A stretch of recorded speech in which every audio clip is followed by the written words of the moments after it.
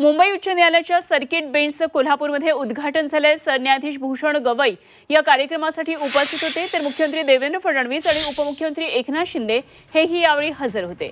कोल्हापूर खंडपीठाच्या 50 वर्षाच्या लढ्याचं शिवधनुष्य सरन्यायाधीश भूषण गवई यांनी यशस्वीपणे पेललं असे प्रशंसोद्गार यावेळी मुख्यमंत्र्यांनी काढले। तर कोल्हापूर सर्किट बेंचचं उद्घाटन करताना आपल्याला अपार आनंद झाल्याची भावना यावेळी सरन्यायाधीश गवईंनी व्यक्त केली।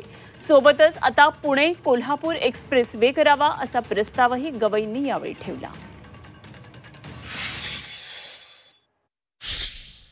1974 साली सुरू झालेला लढा 50 वर्षांनंतर आज या ठिकाणी पूर्ण झाला आणि तो पूर्ण करत असताना ज्यांनी हे शिवधनुष्य पेललं ते भारताचे सरन्यायाधीश माननीय गवई साहेबांचं संपूर्ण कोल्हापूरकरांच्या वतीनं आणि या सर्किट बेंचमध्ये येणाऱ्या सगळ्या जिल्ह्यांच्या माध्यमातून खूप खूप त्यांचे आभार मानतो।